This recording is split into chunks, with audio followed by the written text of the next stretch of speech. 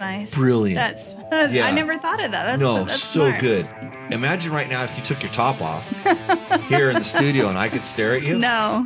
Why do people ask me about the weird bikes all the time? Yeah, so you know what else we call this segment? It's Roost, Endo, or For Sale. Fuck you. It's the good team with the bad name. Chaos in every turn of the page will leave you weak-minded people clutching their Bibles. When are you going to go 3,000 miles without the ability to get a tire?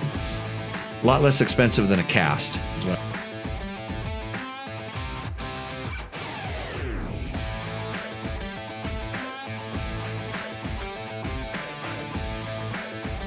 And Logan's not here. Guess who's here? Hello, everyone. Welcome to Tech Talk Taco Tuesday. This is episode number 214. 13. Oh, 214? 14. It says 213 right there. QA says it's 213. I didn't edit that. Welcome everybody. There's my lovely co-host. How was it's my wife Heather Lewis. Hello. Welcome to Tech Talk Taco. Have you been on Tech Talk Taco Tuesday before? I think a long time ago. Did you have to do the whole show or just come in for a quick little guest? I don't remember. You don't remember? No. You tried to forget, in other words. I tried to forget. Okay, welcome everybody. Mark Daniels knew what episode it was, and it's going to be a 5T night. I've got some good stuff. Some Inquieto. I'll show you this here. Tonight's tequila. There we go. So that's what we got. Hopefully the sound's working. I think the sound's working. And Dirt Bike says the much more personable half. If Dirt Bike had his normal name up on the screen, I could bag on him, but I don't know if that really is. Hey, Andrew. That's okay. Archinga on Instagram. So we have Instagram is live in the house here. Says road quads for 17 years, going to be moving into dirt bikes, getting at least a Honda Sierra 450X. What should I do engine-wise to make it more snappy in power, and what about radiator-wise? What's your riding level to begin with? Why do you need more snappy in power? Yeah, what's the if the 450X doesn't have enough power? I mean, and if you're coming from quads, I can see that maybe since those are a lot heavier, and maybe since you were used to buying them and they were kind of tamed down, there might have been like more farm vehicle-ish kind of stuff. Yeah, radiator-wise, you don't have to worry about it. I mean, the bikes today are so good stock. This show would not be possible without the help of our sponsors, and our sponsor makes quads. Yamaha makes quads. But you should get a Yamaha. You should get the Yamaha YZ 450 FX, because that one has a lot of power. That one has a lot of torque. Has a lot of torque too, and you don't need radiators because it comes with good. Snappy. It's snappy. It's snappy. Heather over here. I actually don't like it. I don't like the snappiness of it because I like to ride a bike that's smooth. Yeah. So maybe that's the one you really need. Yeah. And Dorica, I already lost your name. It scrolled up off the screen, but. Anyways, everybody's saying you're the boss. I'm not the boss. You sure? Yeah, I'm not the boss. Okay. Other sponsors. Thank you, Chris. I appreciate you got to that. give me that top sheet there, so I can do this properly. I remember what I'm supposed to say. Of course, we're going to bring you. Okay, we're going to go pretty straight into Rooster Endo tonight. We've got Rooster Endo. We'll go straight in because we usually make Rooster Endo people wait. Don't want to make them wait a whole long. So we're going to do Rooster Endo real quick. That's if you're on the Instagram, you don't get to see that because we put the pictures of the bikes up on the screen. So go to our live YouTube or live Facebook at Dirt Bike Test. I'm trying to read this long explanation of Rooster Endo. Don't hold it up. They might get all excited if they see their bike in there. Okay, here the long explanation of it. That's normal. So Rooster Endo, it's brought to you by Taco Moto. That's tacomoto.co. Based out of Las Vegas, Taco Mike and his crew will dial you in if you have pretty much any kind of bike, but they really do specialize in the KTM, Husqvarna, gas, and they're starting to poke into the Hondas quite a bit. They can dial you in with ECUs, exhaust systems, and so the guy who did ask that question, if you do want more power, you would want to go to takomoto.co, talk to those guys. They can help you out. We got some support from Scott Sports. Scott, maker of fine goggles. This is the this Pro Circuit Special Edition goggle with the amplified lens. And oh yeah, it's pretty cool. You can look through it. Look through it that way, especially with these lights on. Yeah, it's nice. Yeah, good. Scott Sports. And you were wondering, you saw my my body protection I was wearing. Like blue. Yeah, Really nice it cools blue. everything down. Cool things down. And you saw the body protection I was wearing and my knee pads that I love. I got to write about those pretty soon. This has some neat retro lines here. Retro lines. Retro styling. Oh, it's the special edition Pro Circuit goggle. Yeah. So DDC Chain Wheels, our first sponsor, Trail Tech. Trail Tech. I was gonna bring in the Trail Tech pump. They have that little, that compressor pump that we're using to pump up all the bikes at the school in the morning. We used to carry around a big compressor, and now we carry that little thing around. Trail Tech makes a really nice pump that does that. And Andrew says, I was between the RX and the X. I only ride desert. Currently have a very souped-up Yamaha Raptor 700. I wanted to roll with the Honda 450X because it's more of a desert bike. Nah, Blue Crew, bro. You know Yamahas. The Raptor 700 is what Pablo raced in Dakar. That was, remember the quad we used to have here? The Dakar quad we used to have here? I'm familiar. I don't really like to admit that I know much about quads. I did ride a quad today. Oh yeah, you did. I rode a quad from the shop to the house to carry a big giant cooler on it. So go Taco, what? Sorry, I missed what you said. See, he had Instagram attention. Anyways, Faye Campbell joined. Say, hey, Faye. Hey, Faye. Faye, you should come on to the main show. Come back. Come join us. Yeah, you should go to the regular show, not the Insta show, because Insta show's not as good. Of course, Fast Company, Flex Handlebars.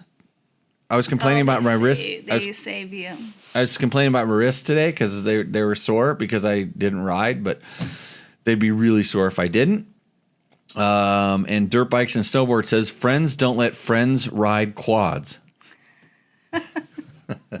That's what happened. A lot of people are saying Merry Christmas in the chat. This is our chat up over here. Actually, I can make the chat pop up there so we don't have to look at it. Gronk VBS, he always has to remind me what his thing is.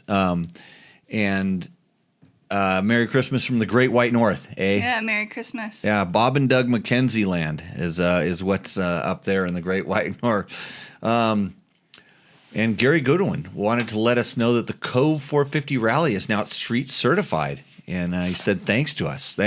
Thank you, Gary, for letting us ride that bike. That was that's fun, interesting. I think I get a lot of questions about that, and I don't know why I get why do people ask me about the weird bikes all the time? I mean, because I'll ride them, right? Yeah, maybe. And I talk about normally what they are. Bulletproof Designs, makers of awesome protection equipment for your bike, especially the KTMs and the Yamahas. I put all the stuff on my WR450, and I'm glad I did because I went an extreme enduro riding on it, and it takes a beating. And of course, double take mirrors, and that's why my nice haircut is so nice, because I used a double take mirror. There's one right over there. You can hold it up. You can hold it up. I use the double take mirror and here's for the Instagrams. Double take mirror. You can look at yourself on the thing. Yeah, Instagrams. Double take. Thanks to all of our sponsors for helping us out. Of course, if you want to enjoy a nice book, hold it up. Upside down. Coffee Brewed with a Graveyard Mist by my good buddy Jerry Bernardo. So I need to see that. Yeah, here, hold it up, and you can see it right there. So Coffee Brewed with a Graveyard Mist, not your everyday book that you read to your child. No, not at all. No, it makes a collection of poems and stories that throw the emotions of life and death into a blender full of piranhas and crayons. Colorful but biting. This is very accurate. Zone. Yeah, very accurate. Good. Yeah. So thanks to all our sponsors. Jerry Bernardo, of course, does a lot of the designs you'll see pop up on the show, like this. Oh, maybe that didn't show up. Wait, I'm going to fix that. It didn't just go black. I just had to fix that. But he does a lot of the designs you see on the show. So thanks everybody for helping us out. Thanks for watching. I am curious. Timing. Hold on. Is somebody trying to help me? Timing plus 6 degrees from retarded 4 degrees. Wait, there's a lot of questions here. Hi, Jimmy and Heather. The guys over at Gary's place have been working on some performance products for the Cove. Right now, their mechanic has developed a timing key that advances the timing from plus 6 to retarded 4 degrees. Can you talk about how that might affect the longevity and what effect it might have on the bike? The words is it wakes the bike up big time. Yeah, anytime. Well, it's like anything. These like when you hear about people that do ECU tuning, and whether you're doing a reflash of the ECU, or you have some sort of piggyback unit that does fueling and stuff, all these will affect the bike. Timing going to plus 6. Yeah, I think on the Yamahas, like on the tuning app, they'll let you go. I think 6 or 7 is what they do, but there's like a safety range that most manufacturers won't let you go outside of, compared to wherever stock is, and you've just got to understand that it's gonna affect it can make it run better. It could also make it less durable. So be careful with the flipping the things, because you can hear the noise on the microphones. Sorry. Yeah, I won't do that. Okay, and you can get a little closer to the mic if you want to as well, and then that way we can hear you breathe, so we know you're not dead over there. I'm gonna stay back. I would. I don't know how it would affect longevity until you actually ride it. I was pretty surprised that the bike was a 450. I was surprised at how well it ran, but how I don't know how to put it, that it was really tame.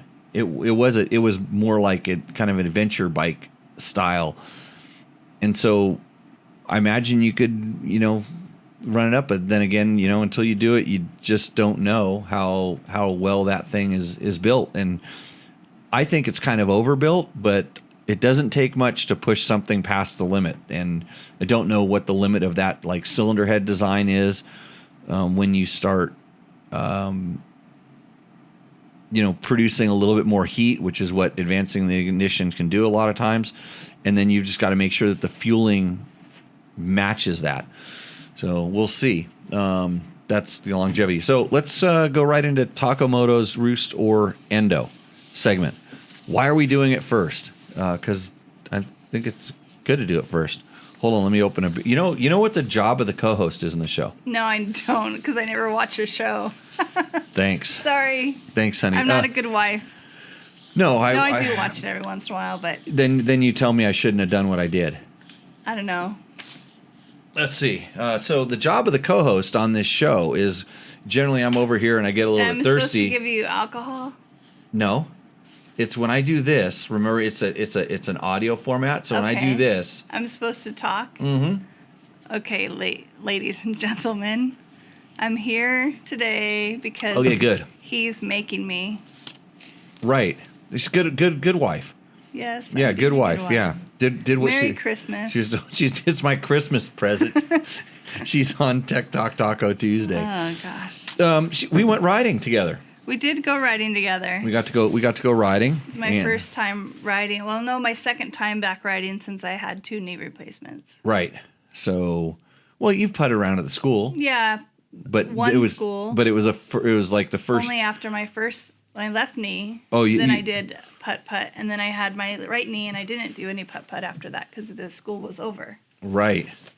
So, 2 knee replacements. Yeah, 2 full knee replacements. And back riding dirt bikes. Yep, and back riding dirt bikes. Hey, and a back surgery. We might have to go into the questions here with the with the Instagrams real quick. What brand of pegs would be good for a taller rider with a big foot, size 6'2", size 14 foot? Oh. I heard I need lowered and moved back. 6'2", not necessarily.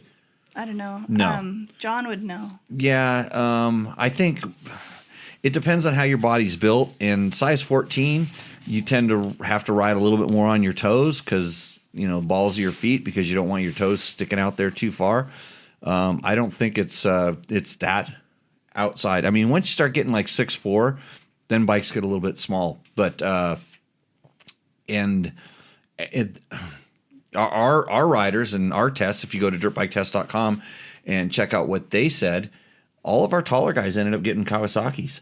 They bought Kawasaki's. Well, the pegs. And He's asking about the pegs. Yeah, you can move the pegs on the Kawasaki. And I don't know that we did actually move the foot pegs on the test bike, but like Brent Farrell, 6'4", and went and bought a Kawasaki. So Chuck Fall says 23500 EXC, is there value in getting a whole exhaust replacement versus a slip-on? I'm going to get either way. Well, if you are going to get the ECU, then your exhaust system can be matched to that. I don't like going with the full open exhaust. I tend to like running a Q, the FMF Q, but I do like their header, the Mega Bomb header. I don't know if you can get it for the 500 EXE. So I think you can find one for the 450 that works. Dirt bikes and snowboards. Foot pegs always fall off Kawasaki's anyways.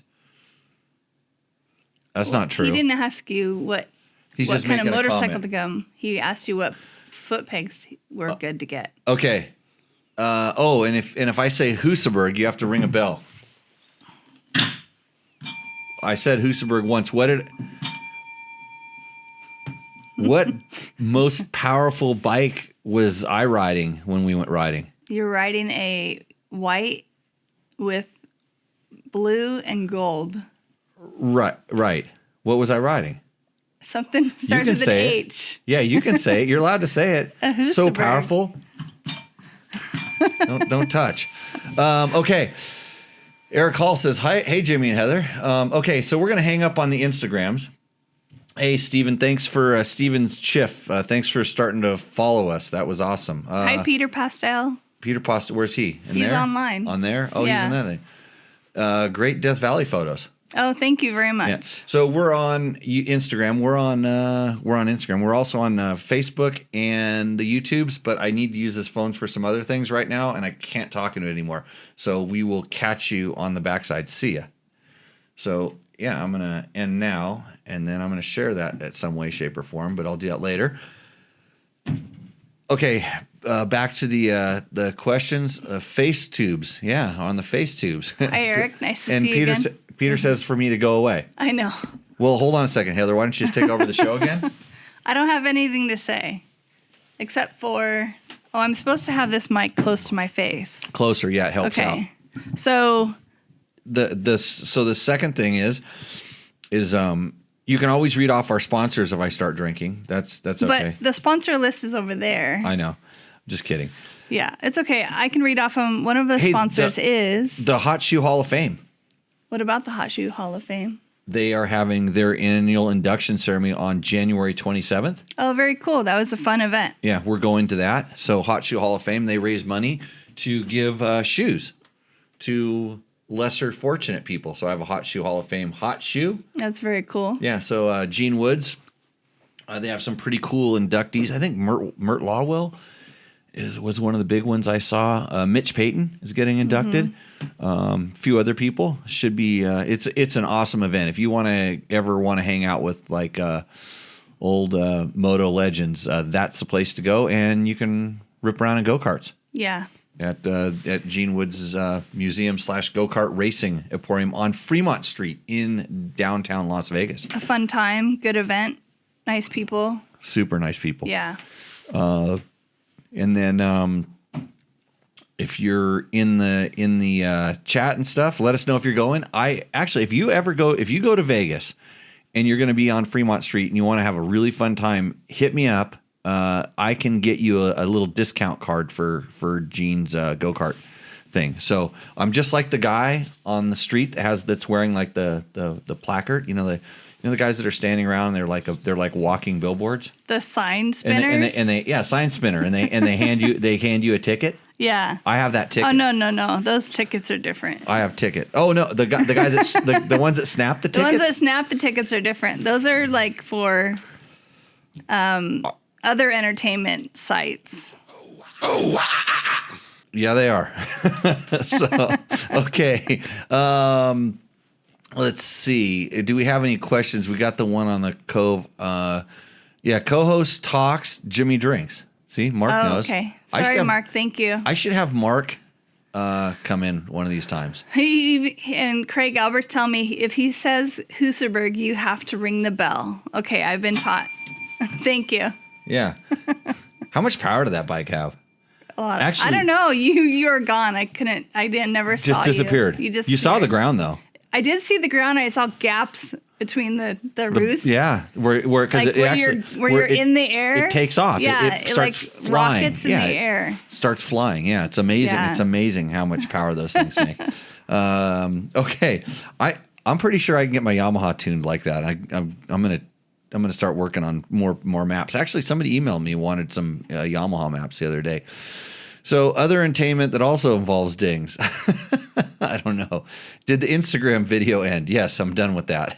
For a 450 dirt bike, is a 10 scoop paddle for the sand overkill, or would it be better for checking, or is an 8 scoop paddle fine? Oh, see, look at Andrew's.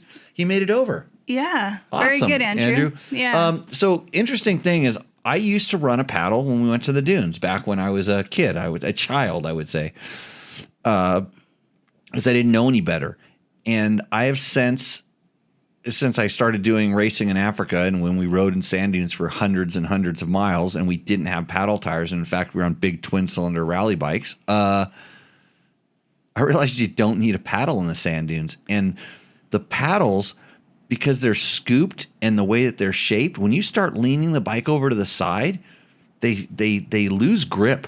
They actually slide out. And we actually remember we were one day we were actually trying to slide out. We were doing it for videos. Yeah. We were actually seeing how far you could get over. And man, when they go, they let go. So I don't like riding a paddle tire in the sand. Unless you're going straight. If you're just gonna go straight, like competition hill or something. They start really. I mean, you just go and the bike goes. It doesn't really spin. But I like a normal tire in the dune. So I can't tell you the difference between an 8 paddle and a 10 paddle. I don't even remember what we ran. I think that, they used to say on the small bikes, remember the Dillons always used to ride their 125s in the dunes. I think they had like 8 paddles as opposed to a higher number. Yeah, so Team Long Rider says he has a 10 paddle on his CR500. Yeah, so they're saying 8 paddle for a 252 stroke. So there's probably guys that know better than it. I run a regular tire with a Moose or regular air pressure in it. And so I'm not the thing. See, the questions just start rolling in, Heather. So there's multiple places. There's one place over here. Oh, there's over there. So I can actually put the shot up here too. Oh, it's fine. Right there. Yeah. Brad Rudy, are you still doing the Bohica Hare and Hound bicycle rides? When I'm in California, I like to do them. So there was a group out here doing in Paddle for Glamis, Nobby for Dumont. Well, I run a Nobby every place, but I can see why you'd want to run a Nobby in Dumont because there's so much riding around that isn't in the dunes. And so David B. Look, Brad Rudy, David B's a Bohica guy. Yeah. Yeah. So, yeah, we'll see you soon, One Track. So Curly has a question. You want to read Curly's question? Scroll up. I don't think I can scroll up in that one. That's the problem. So let me see if I pull it right here. That's okay. Right there. What's Curly's question? Front forks and suspension. You help me fix my 2013 450 XF, with snowbike kit. But the front end rides low in the stroke due to the weight and other geometry, witchcraft issues. Going to up the springs and go much stiffer. Does that also mean a revalve job? Sorry, it's not correct. Man, now you know. It's really hard to read these, especially when it's like super wide. Okay. Revalve to work with the balance. Yeah, that's way better. Hey, remember that Logan kid? Poor Logan. That used to have all the problems with reading these things. Revalve to work with the balance out the stiffer springs, correct? Kyler. I used to call him Curly. Kyler, are we talking about it as a snow bike, or are we talking about it as a dirt bike? So I know I helped you fix it, but are we trying to figure out the effects of, like, I don't really know a lot about the suspension on the snow bikes. I mean, a soft fork is a soft fork, but I don't know how it affects because the track has an interesting suspension on it as well. The way that, because the track is almost fixed, and then the track has the suspension on it. And so I'm not sure. You'd have to talk to somebody who rides those things a lot more. And does the snow, like, is it like sand? Is the pressure, is it like sand or is it like dirt? What does the snow feel like? Because is it hard like ice, depending? So does that affect the suspension? Yeah, it will.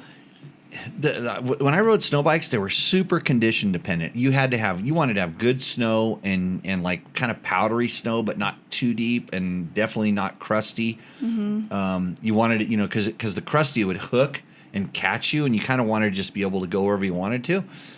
But and then when it got too deep, then the track would spin. Most of the time the track got really good traction, but you're riding up hills that you shouldn't be riding up. They're just so steep, and you can do things that you ordinarily wouldn't do. Yeah. Okay, it's a snow bike, a dedicated snow bike. Stiffer springs can overpower rebound damping. This is true, says Craig Alberts. So I always kind of thought that the snow bikes seemed to just be, they were just always kind of light on the front. It didn't seem like the forks were doing much because, the snow was so dampening on its own. I mean, you're kind of just plowing through it, and I honestly don't have enough experience with it to tell you exactly what to do. But I could see where being too soft would be problematic, because then it would kind of want to dive. But I also noticed that we were changing front skis, and depending on the front skis, they were still innovating a lot when I was riding them, and that made a huge that probably made more of a difference than anything else, was the ski. So okay, now we can try to do Roost or Endo. Okay. Roost or Endo. This segment brought to you by Takomoto. That's takomoto.co. The way this segment works, Heather, is yes. We're not going to start with that one. I want to start with a different one. Okay. That's the last one. Okay. The way that this segment works is, and we can start with that one. You send us a picture of your bike and tell us a little bit about it. So we want the make, model, year, hopefully. Oh, I hope you didn't mix those up. No. Okay, because it was the picture, and then the words going right to the picture. Yeah, the picture and the word are together there. Yeah. I moved them together. Let me number the pages for you. Yeah, get number the pages. I'll talk a little bit about the tequila I'm going to try to drink here in a few minutes. Incanto, Reposado, Mark. By the way, this is good. Hey, question for all of our people in the chat. I'm kind of curious where everybody is from. It's always interesting to see where people are from. So go ahead and pop up that in the chat, and we'll give you like some shout outs, as they like to say, as Heather gets this thing. I got these. I got the next one. Okay. It's only one. It's only like there's three five lines. 5 of them. Yeah, there's only 3 lines for this one. What's the name? Here's my 220. What's the name? Bucknell? There's no name on that one. Yeah, there is. It says, that first one says thank you. There it is right there. Okay. Rock. Yeah, there's no name on this one. Okay. It's There's no name. Yeah, his name's Jerry or where's the name? Oh, it's down here. Right. Yeah, it's at the bottom. What's his name? Yeah. His name is John Backel. John, okay. John sent a picture of his bike. What is it? It is a 2003 Yamaha TTR 125 LE. Right. That's a great bike. It's a Yamaha. Which makes it great to start with. We have a couple of those. Yes. Yes. So it's the king of the flat track here. TTR 125 looks nice. Okay, what does it say about it? It says all stock, a bit neglected, always a joy to play around on. Correct. Every statement there is true. Thanks for the entertaining and occasionally informative show. Occasionally informative. Yes. Yeah. So I think that depends on the questions. That's what triggers your answer. So if you think it's not very informative, come up with more questions. Right, better question. So the way that this works, Heather, is they sent us the photo. They're supposed to tell us your make and model, which he did. Yep. He gave us his name and he sent us a photo. I like a nice photo. I'm looking at that ground, and I wish it would rain. Oh yeah, Kind of that like would be nice. Kind of like the dirt that we rode on. That's what the very dirt's nice, like yes. here, but that dirt will suck up a lot of water. And I look at that ditch in the background. You know it's funny because I would just like to beat him up for the photo, but I start looking at the photo, and it's actually lit properly. which is kind of strange for our viewers. Wasn't completely middle of the day, it's a little side light. He's got some texture in the background with that nice ledge. It's nice, actually a nice photo for such a stock, neglected bike. Yeah. He's got That's not bad. I think he's got a crossbar pad on it. It looks like it's brand new. If he wants to sell me the front forks off of it. Right. The plastic's nice and clean. Yeah, it's blue. No stickers. Yeah. Yeah, not a bad bike. Who rides this bike? Does he ride it or does I his guess sister? So. Whoa, Heather. I'm just asking. Does his sister ride it? Okay. So now you have to decide whether that bike roosts or endos. I don't know. Who's to judge? I guess we're to judge. Mm-hmm. So, can we wait till we get other ones and then see? Oh, you want to come back to it? Yeah. Do we have to judge on each one? You have to judge on each or one. Endo? Right now. Well, then it's a Roost. What can you? It's Yamaha by itself. Never been. It looks like nothing's been modified. Right. So it's a Roost. Yeah, good stock bike. Yeah. I was gonna Endo it because of the description, but then I'm like, what else can you say? But it's just, and he followed all the instructions. He followed the instructions. He has a nice picture. He sent a nice picture. So yeah, his sister could ride the bike. I have to go with I have to go with Roost also. Roost. That's good. Okay. Okay. So what's our? Should we keep track of this? No. We don't have to score it or anything. Okay. Sorry, my computer analytical brain. I need to keep track. Got it. Organization. What's okay? Next one. Who's our from name? Todd Kelly. Kelly. Okay. What do we got here? It looks like a blue bike. Heather's big on the color of the bikes. How do you know whether it's a 2-stroke or a 4-stroke? Well, it says 450 on it. Why no? No, but I mean, how do you tell whether it's a 2-stroke or a 4-stroke? I can look at the motor and look for a pipe. If there's no front, was that the header pipe?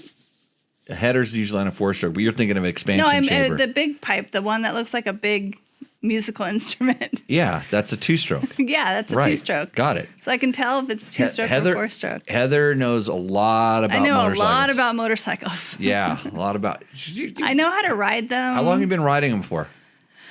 I've been riding them since I was, I think, 8 years old. Actually, I've been riding on motorcycles since I was 2, but I was 8 years old when I started to ride my own. Right. Okay. So. But that doesn't mean you have to know about them. No, you just have a factory mechanic. Yeah, you have my lovely husband as my factory mechanic. Right. No, I can do enough to get by, but I'm not the point. So the point is the motorcycle. Got it. So it's a 2024 Cove. Is it Cove or Cove? The importer was on the chat a little while ago. I believe it's Cove. Cove? Cove. 450 Cove, Rally. whatever. So, SKDA graphics, Tusk dual sport tires, front sucks and have since switched to the Tusk MX tire. Dirt Tricks rear sprocket 51T up 2. Recluse, double take mirrors, good job. Yep. OD lock on grips. ODI, yeah. Oh, okay. Sorry, ODI. SXS skid plate goes over the stock carbon guard. Uncle Wang aluminum tower. Trail Tech Voyager Pro. Good. Future Eyes LED lights in tower. Zeta handguards. Tusk Traverse bags. AliExpress rear rack. Wow, all these names I'm not familiar with. Loving the Cove, and you know, Jimmy, how my builds usually are, and this bike fits my desire to make an enduro bike into an adventure bike straight out of the box. Todd Kelly. So yeah, Todd, looks like you've got a nice Chariot there. I'm not in love with the graphics. I don't know why, but it makes it look heavy. It kind of does make it look heavy. I agree. I think it's the back is the darker. It's just black. that it goes to the black in the back. Oh, and the picture, it doesn't print well. No. The printed picture isn't very nice. And the one on the screen the one on the screen great. looks good, though. I mean, it's not too bad. But that graphic fade does make it look heavy. But it makes it look like a big, fat, wide, deep end on the back. It's got a big ass. What you're saying? Is that what you're saying there? No. Huh? It no. just... And is it really that wide? I mean, I haven't ridden the Cove yet. I would really like to ride one. Didn't you ride it? I didn't get to ride it. You weren't at Tour Tech this year? No, because I was... Oh, that's right. Yeah. Okay. I haven't ridden any of them yet. Right. Oh, yeah, you were broken. You're getting fixed. Yes. So location looks pretty nice. Got some. Look at those clouds. Clouds. Nice, I love clouds. Those are pretty. Nice clouds. I do like the front. The fairing looks really nice. Yeah. And the eyeballs. Yep. The light bulbs, which look like eyeballs. Right. They look nice. It looks like a Roost to me. Yeah, I mean what's wrong with it? Everything is nice. They've got some good products on there. I think it's a good. It looks really good. I think it's good. I'd say a Roost. I'm gonna give him a Roost. I think, especially since it's a new bike. It's hard to get a lot of stuff for it, but he's done pretty good. And I think it's as an adventure bike, as a lightweight adventure bike, he's barking down the right path. I think he's done all of the and. Now I'm not sure all the right things. I don't know about them. Are they entry level? Are they are they raceable? They're raceable, correct? Well, they are racing them in Dakar. In Dakar. Yeah. And Meh Cove, is that what we have in the comments there, Troy? Meh Cove. that's not. That's. I think there's some. Mike Johnson raced one. Okay. Yeah. Cool. Yeah, Mike Johnson raced one in he raced it in the Nora last year. Actually, he was pretty close to winning. He was getting close because we had some technical things going on there. Oh, very cool. Awesome. Yeah, okay, so you get a Roost. Roost. Todd, good job. Both of us get the Roost on that one. Okay, this one is it's not a motorcycle. It's from Trevor Hunter. Oh. Yeah,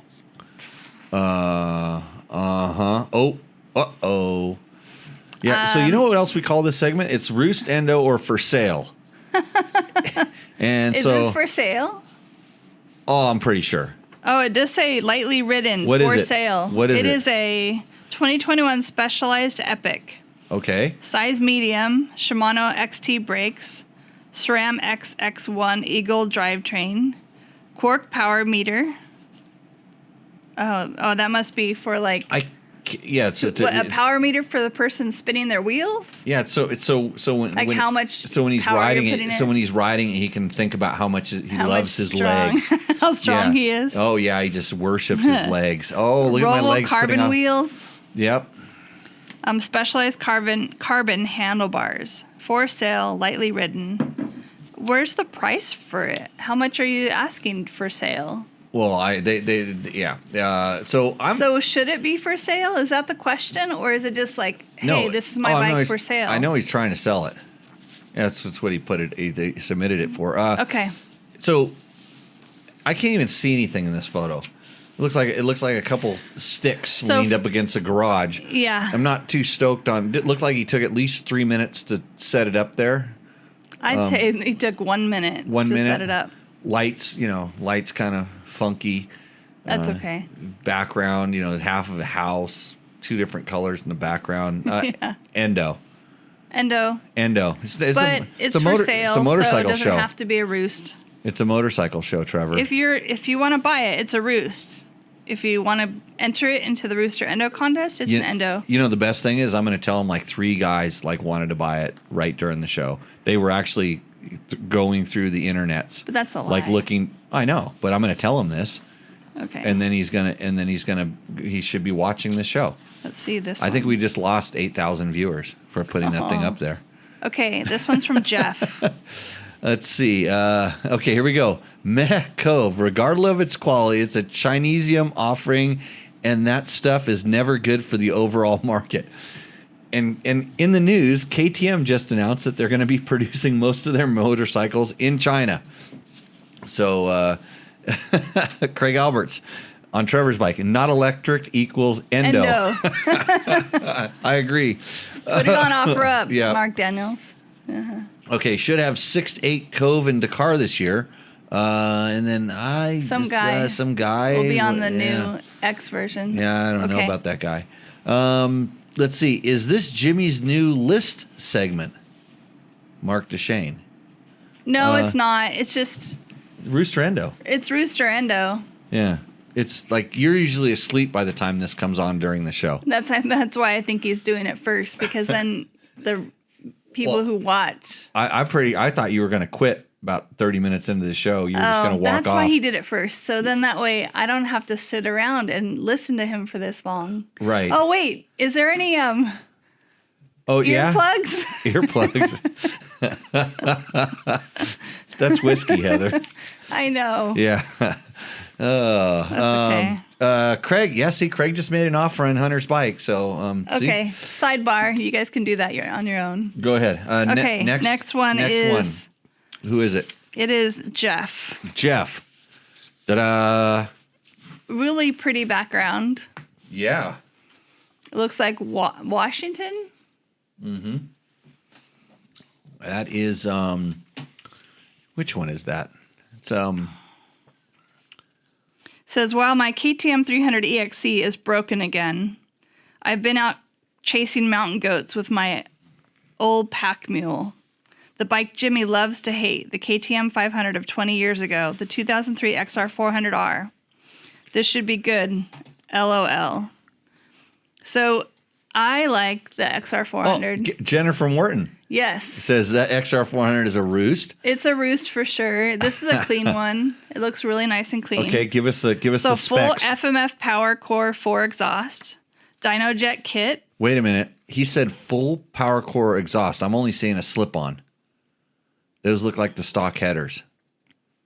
Uh-oh. No, he says Power 4 Core 4 exhaust. Okay. Oh, I thought you said full. No, it says full FMF Power Core 4 exhaust. Oh, okay. I'm not seeing it, but Dyno jet kit, right. which you can't see, but No. Clark 4-gallon tank. Uh-huh. XR only temp gauge, rear disc guard, and skid plate. Okay. Skid plate. Wait, I'm not seeing that either. I see the disc guard. Sometimes we have to check these guys on their thing. Maybe there's a skid plate on it now, but when he took this picture, there was no skid plate. Oh, wait, what about that? Oh, it is a kind of a guard. Those are stock. That's the stock guard right down there. Yeah. Okay. Rocky Mountain Dual Sport Kit. Seeing part of that. Yeah. Pro Taper EVO CR high bars. Okay, sounds good. Trail Tech Vapor. Right, good. Trail Tech gauge. See how that? Yeah. I like it how everybody throws the sponsors in. liking that you're liking That's our good. sponsors, because Yeah. support those that support the sport. Cyclops LED kit, factory glass headlamps, Okay. lenses, Yep. Michelin AC10 tires and HD tubes. That should date it for you. Oh, he put that in there. Yeah. Yeah, because now they're on to the Starcross 6, and those tires are probably 2 or 3 generations old. Primary drivetrain and sprockets. Mm-hmm. Yes, there are extra front sprockets in the tool bag. Race tech suspensions for 200-pound dudes. Yeah, nice bike. I think it looks good. Good location. And yes, I have a Seat Concepts extra seat for longer rides. Thanks. That's the bulk of it. If you have too much fun with this one, I'll dredge up your 30-year-old memories with my Scott Summers wannabe 92 XR628R. So that looks like a good, clean bike. I think it's nice, clean. Is it for sale? No. Well, I mean, his 300's in the shop. I'm kidding. Yeah, So, I'm kidding. yeah, that's why you have this. That's why you have a second bike, and then a third bike, and a fourth bike in case one's in the shop, and then you have a fifth bike. And So then we only had one Endo. So it's Roost, Roost, and Roost for all the And this is- actual this is entries. Roost? This is a Roost. I think a Roost. yeah, it's a Roost. How could you Endo that? You could. I mean, you could Endo it easily. Well, I don't I know. mean, Endo meaning going over the bars easily. Well, but Endo in that I'm not seeing the full exhaust system there. but that's not Endo on the bike. That's Endo on the Right, the guy that put it in there, and then I'm not seeing the skid plate.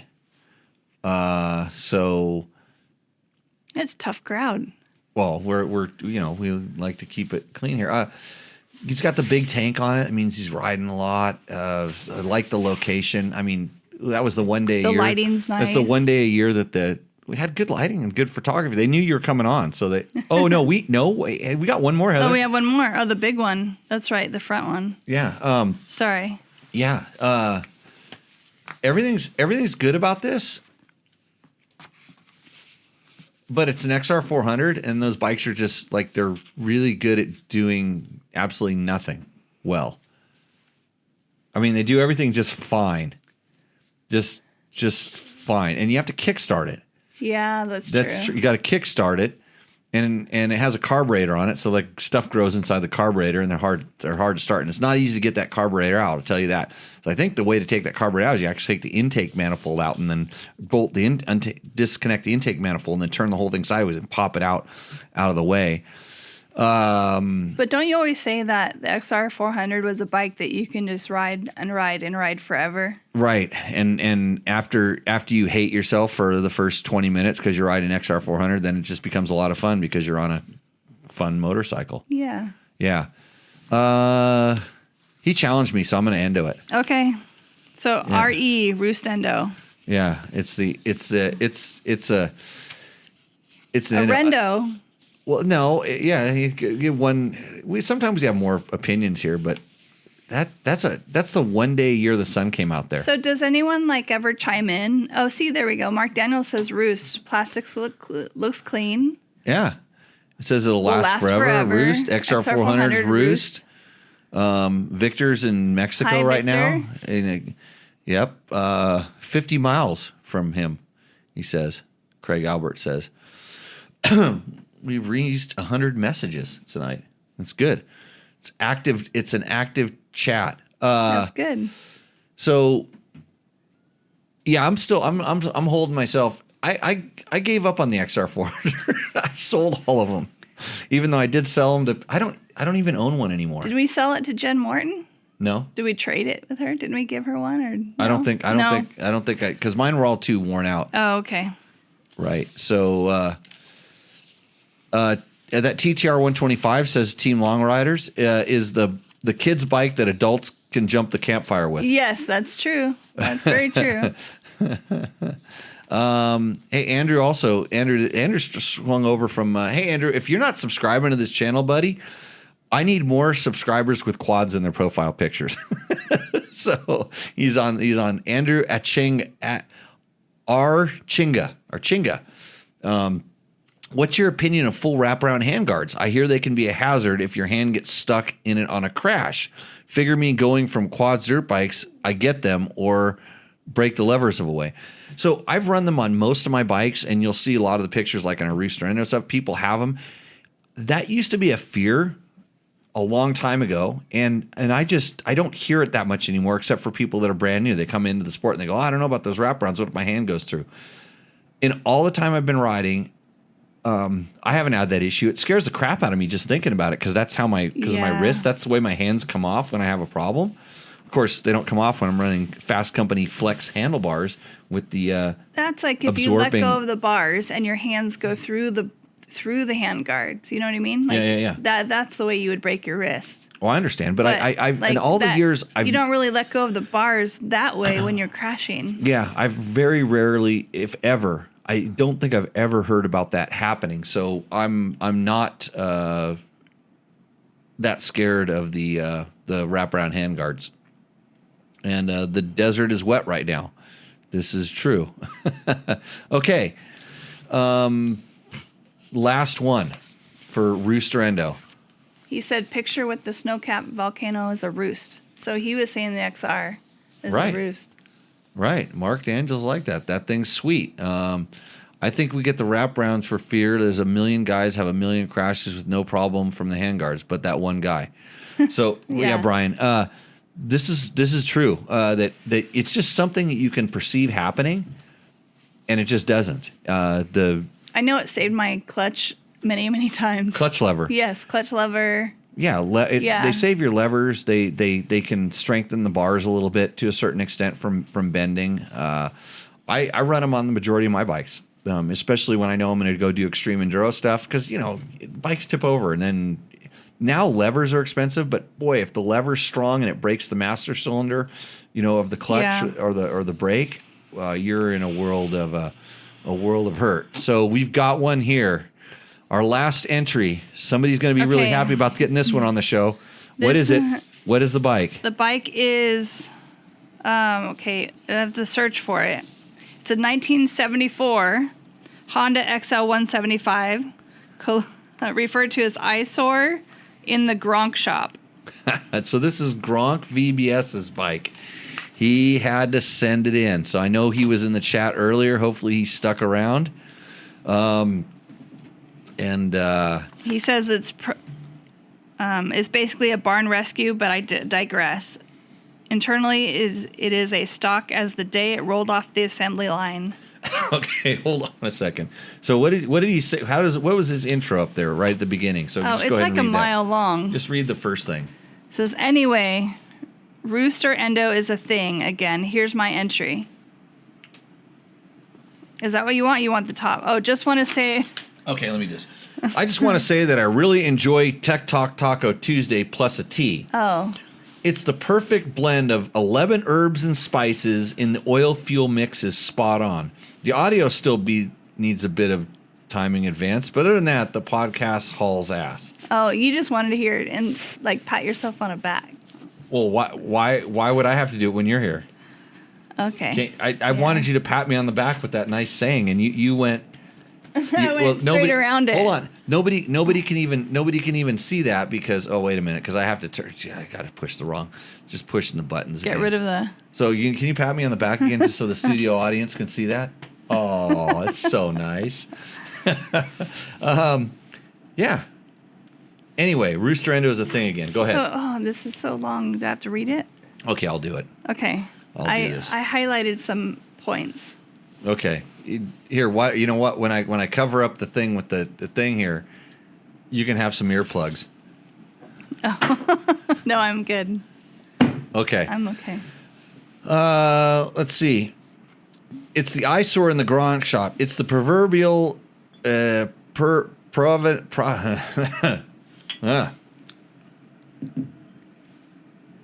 Externally, you will undoubtedly notice the Jungle Store Scrambler headlight and what's left of the modified 80s Cobra exhaust, for which the application escapes me, but I can assure you it wasn't for an XL 175. It is very good at converting gasoline into noise, and everybody's ears will tell you it makes the bike look super fast. But the only actual performance modifications were stiffer fork springs, cut out 1980 RM 60 boingers, and I'm not even kidding, and 30-weight fork oil. The rear shocks were left untouched, as a good set of replacements would easily have exceeded the purchase price of this fine racing motorcycle.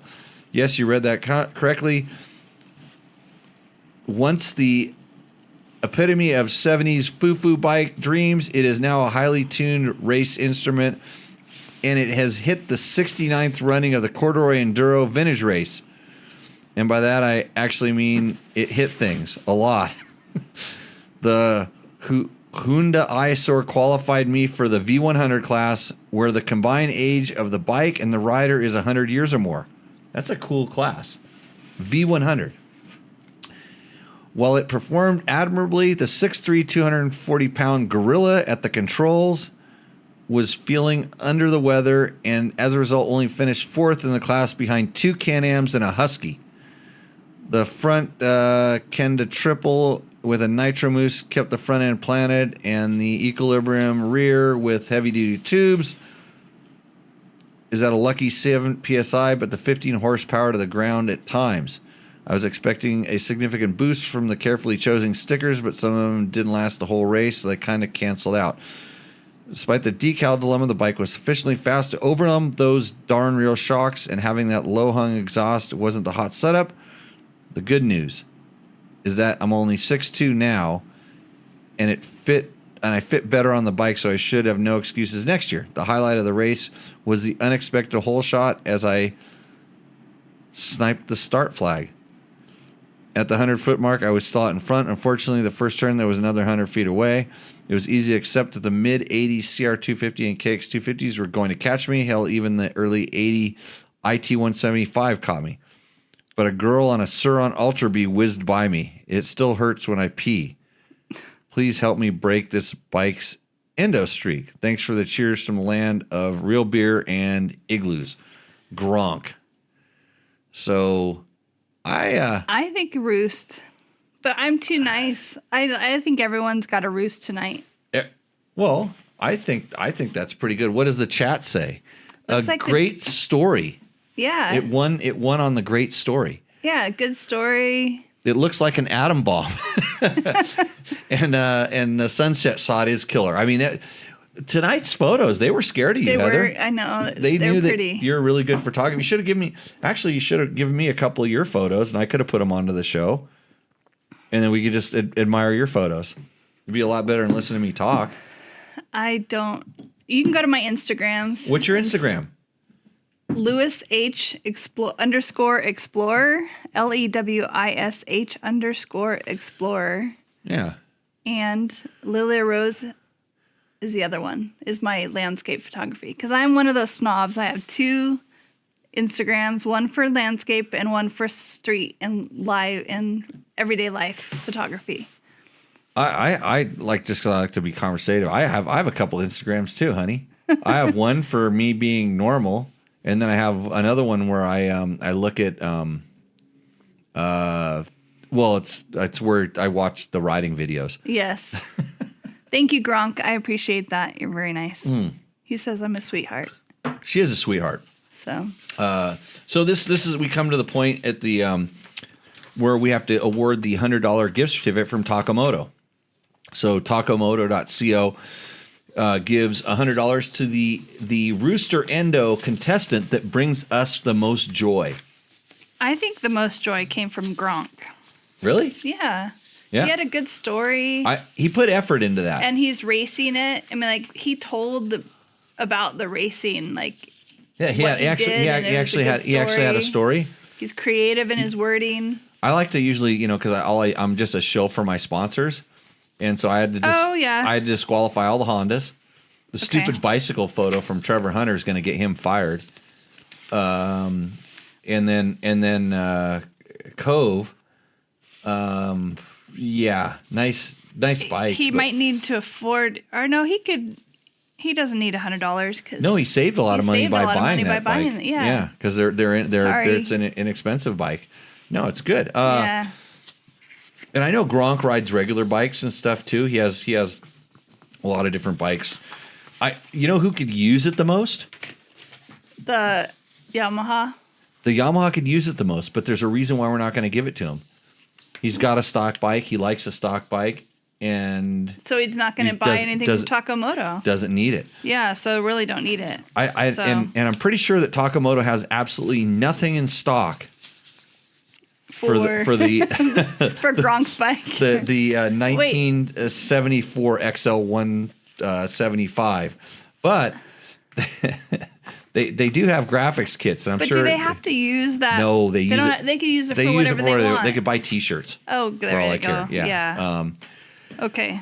I'm going with Gronk too. Gronk. Okay, Gronk, you're the winner. Hey, and the other thing is he came onto the show, and he I think he showed up and insulted us in the comments like most of our favorite contributors do, and then he had to explain what a Gronk VBS is, and I keep forgetting. It's I think it's like I don't remember. Gronk's gonna have to, and somebody says they need a new license plate holder for his 501. We'll send in your Rooster Endo, Team Long Riders, Gromp. Very cool. Mark agrees. I like that V100. That corduroy enduro sounds like it'd be fun up in Canada. Yeah. It's a long running race, and I used to know some people that would go up there and they're like, yeah, just come on up here and we'll get you a bike, and it sounded like it'd be kind of fun, but I don't know if I'd want to do it. It sounds like something Paul Neff should do, like the 100-year class. Okay, well he's far from 50. Like he'd have to have a super old bike. Yeah, he wouldn't be able to do it. Oh, he has a lot of old bikes. Yeah, but he's like not Harleys. 50 yet. It's a combo. Oh, the combination of the two needs to equal 100 or over. Yeah. So he's got a few more years to go. Yeah, it's hard to find bike. Well, he has like 1940s Harleys and stuff. So you never know. So VBS is the group name. Group name Valley Bomb Squad. That's what it is. Yeah. Is that like the Valley? Like, oh my God, like totally? No. Oh. Sorry. He's up in the Valley, like up in Canada. Oh, okay. The only reason they know it's a valley because sometimes in the spring they come out from underground, and they look up and they see that it's actually light outside. And they come out and they go, oh, we're in a valley. Oh, a valley, okay. Yeah, that's how cool. they do. So, is the TTR a kid? If I'd like to donate the Takamoto thing to him. We don't know if it's a kid. If he was in the chat, we would. But right now, you're winning it. Well, if you don't want it, we can give it to someone else. No. Okay. No, my decision's final around here. But I like that one. So you know what you could do is you could buy a T-shirt from Takamoto and mail it to the guy who rides the Yamaha. You know how much it costs to send a T-shirt to Canada? You know why I know this? No, from Canada. No, actually, you know what? The only guy that got in. So when we did our Tech Talk Taco Tuesday T-shirts, by the way, and if you want to know what a Tech Talk Taco Tuesday T-shirt looks like, and if you ordered one, you would be in good shape. This is what a Tech Talk Taco Tuesday T-shirt looks like on Heather.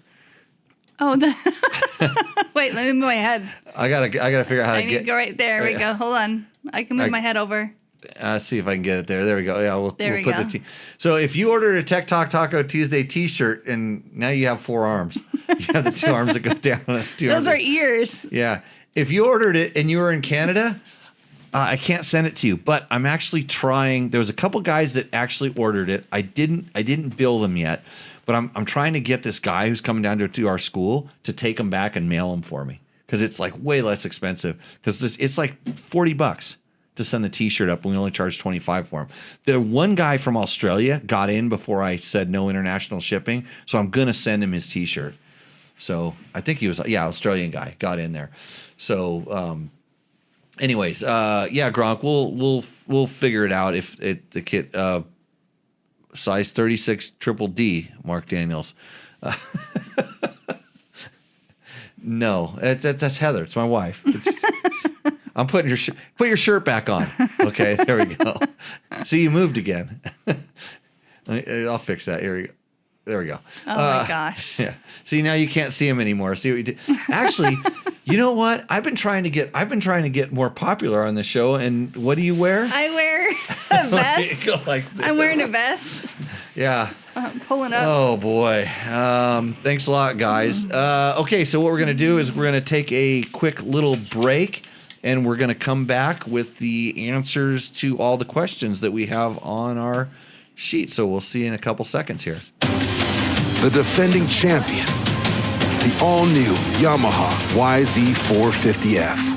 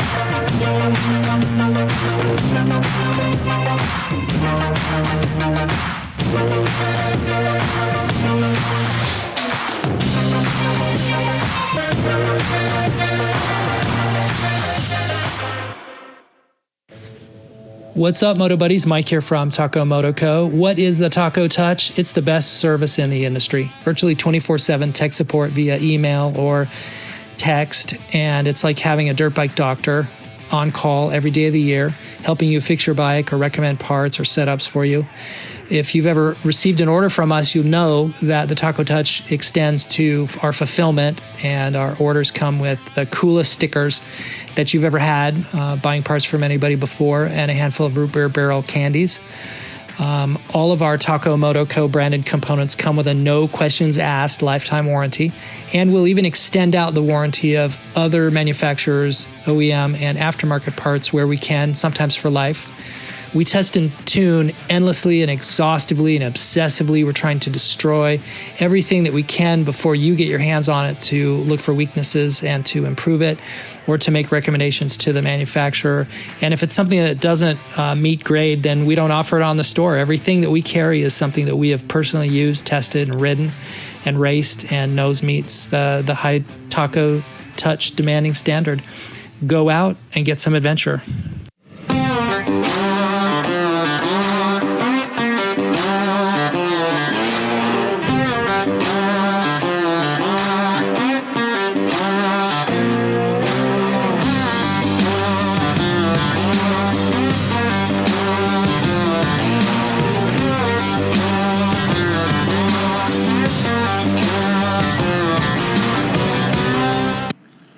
Welcome back to Tech Talk Taco Tuesday. This amazing show brought to you by Yamaha, Taco Moto, Scott Sports, Climb, DDC, Trail Tech, Fast Company, Bulletproof Designs, and Double Take to Mirrors. You can also support us by clicking through our links on our website. That's www.dirtbiketest.com. We have Amazon and Rocky Mountain ATV MC links. So when you're spending all your Christmas money that you found in your stocking, think about us. We get a little cut. Doesn't cost you anything more. And so go there. Again, Hot Shoe Hall of Fame, January 27th. You can register. It's free. That's the cool thing about this event. It's free. And if you're there and you want to donate to help Gene, support the less fortunate, that's always a good thing. Jerry Bernardo will be emceeing. He'll be hosting it a little bit. Him and another guy. I forget the other guy's name because I can't remember names. Thank you, everybody, for joining in. Will that Scott goggle fit over Heather's glasses, says Jim. Let's try. She's going to try. Well, you got big glasses on right now. These are my big glasses, so they don't fit. I'd have to force them Scott on these ones. They make an OTG, an over the goggle over the thing. glasses. But over the glasses. But you wear a smaller glass. Actually, you did something interesting. You were So I had, they were old glasses. I only had one arm, and it worked. I just put the arm. I had one arm on my glasses, and I just put it in my helmet, and it stayed. And then they fit into the goggle better. But Right. There's a company that makes glasses that fit like a snap-in popping kind. Yeah, it's like your glasses. They just have like a thing that holds They don't have itself arms into on the them. frame. It just holds it in the frame. But the biggest problem need you to get a guys pair of have those. with your glasses is fogging Yeah. up within the goggle. Right. Yeah. And I imagine if you coated, because now the goggles have really good coating. Scott has one as well, a really good coating inside that really eliminates fog. And I have to try. Well, you got to figure out what that is so you can get it on your because I think your glasses, you got to keep once you get it on there, you've got to keep them on. And if they have no fog, then they'll stay, because it's the temperature differential that causes the fogging, right? Aren't you a scientist or something like that?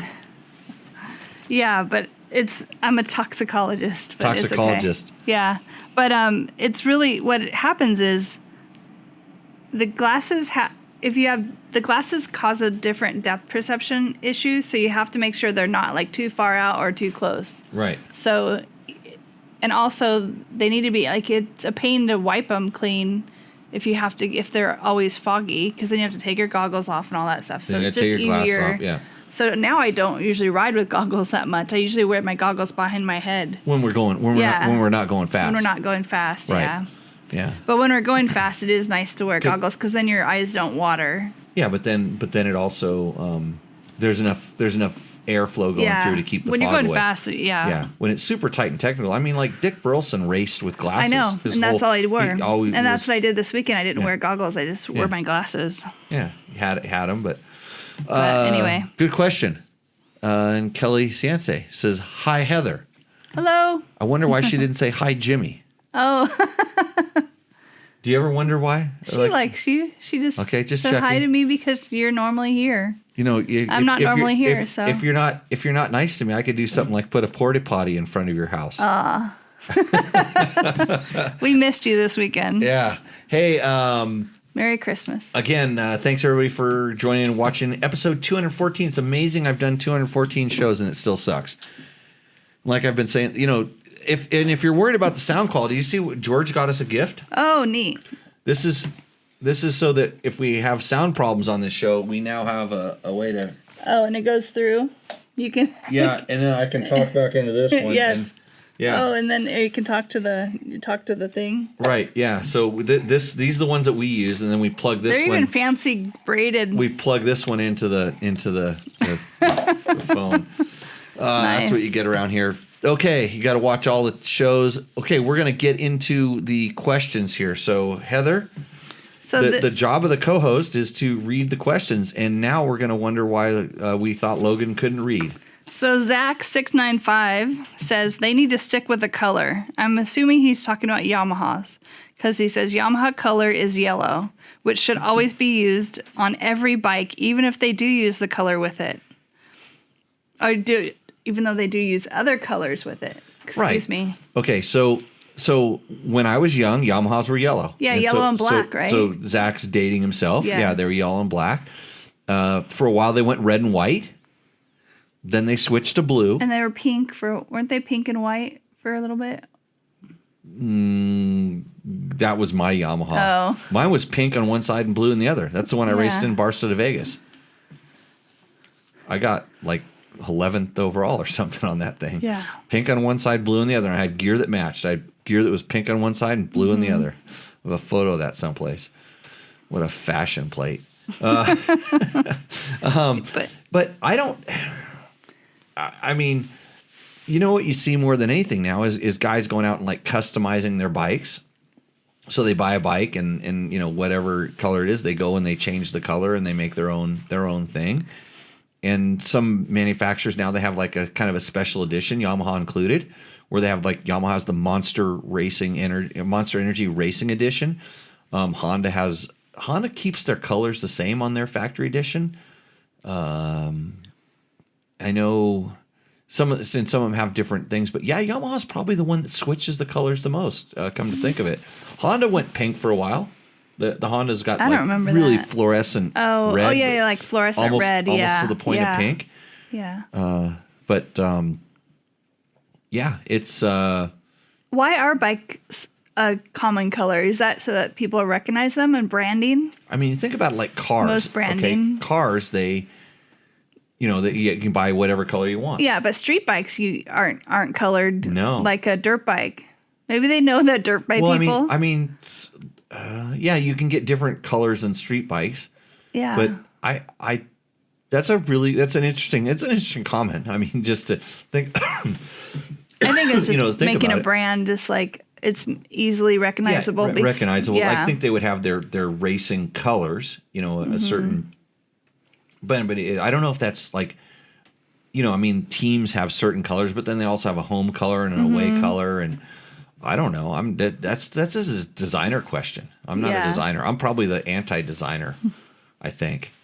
So okay, next. Jason Cornett 7948 says, "I'm so confused after watching this video." So I don't know what video he's talking about. So it was a video of Johnny Campbell explaining handlebar bends. Oh. And I will tell you right now that handlebar bends are really confusing too, because I think it's personal preference. Because the handlebar can move in so many different directions. So it's in a clamp where it rotates. Yes. And as you rotate it, the sweep, which is the angle back, there's an angle up, there's rise and sweep. And some of the rise is actually in the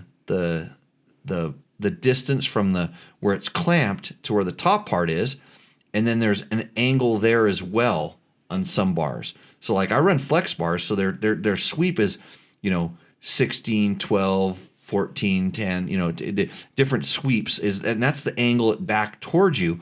But if you rotated that bar forward in the clamp, imagine that sweep now starts. Does it go up and out? Like bullhorning up, I don't even know what you would call it, but as it rotates out, it also rotates up, and so handlebar bends are really confusing in general. So I've found, and then with the flex handlebars, you can adjust the elastomers and the tension on the elastomers to get that changes kind of the rise or the angle. So I think they have rise, angle. If you want to know, talk to Cole Townsend at Fast Company. He knows everything about this. Yeah. I just know I like standard height 12-degree bars. I don't know my number. I just know, I know because I ride all the different bikes. I don't ever get to really ride one consistently. Okay. So I know that when I get on some people's bikes, when we're in the school, like they're either too far back, and I don't like a bar that makes me feel like I'm sitting sweep. inside of the bike. You don't. I know what you don't like. You don't like any more bar sweep. If you go 15 degrees, you don't like it. Okay. If it's 14, you're okay, and you really like 12. Okay, I have no idea the numbers, but I'm a factory mechanic. Yeah, so my factory mechanic says I like 12, so that's good. But I do not like the super high bars, like way high like this, to where my arms are above my elbows. Yeah, so when I don't when like that. Yeah, when your arms get up high, because you don't have any. I don't have leverage at that point. Because you can't put your weight down into. You're hanging on your arms as opposed to being able to put your weight into it when you need to. But I like bars that make my arms stay up, like that level. Right. So, but that's like they say, elbows up. Elbows up. Yeah, go to our Better Rider podcast if you want to learn what we think about it. It's not elbows up. That's not that's a crutch. Yeah. That's fake riding technique. You have to ask those questions on a different podcast. Next question. Okay, this one is written in social media language. It says, "What do you think of the 24 model? I'm going to have a look at one in January when they are released in UK." So that's from Joseph Sprout, 7247. So he's from the UK. I haven't made any slams on UK people for a while, but he's talking about the Yamaha WR450, the new Yamaha WR450. So I have a 23, and the 24 gets all the same changes that the YZ450 did. I don't have a whole lot of time on the new YZ450, but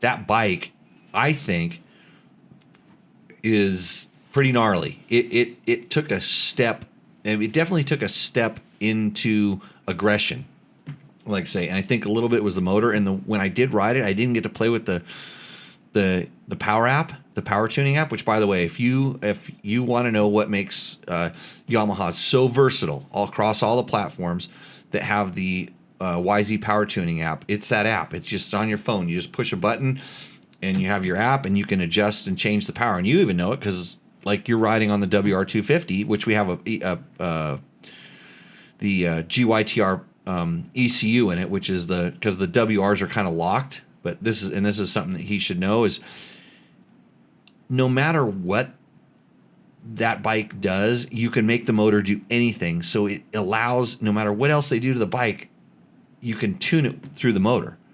So that's probably one of the best things about the bikes. And I fiddle around with those things all the time. And when I'm riding, I'm going, oh, I bet you I can make it a little bit better. And I'll just go into the app and Well, you changed what bike was I riding? The 450 the other day? Right. The one where I told you super snappy, and I don't like the snap. I told you push the button. Yeah. And I don't like the snap, so you adjusted it so it wasn't so snappy. Was that on the 450 or on the 250? I think it was, I don't know which one it was. It was the Yamaha. I like the Yamaha. It's the blue one. Yeah, it's the blue one. Just like the orange one you ride. Right. Yeah. The orange ones. I like the orange ones. I like the red ones. Right. What's your favorite one? I don't know. What's your favorite bike? Well, it depends on what type of riding I'm doing. But I like riding the... Husaberg? No. Well, I haven't ridden... Oh, hold on. Let me do my job. Right. I do like the Husaberg, but it's too powerful.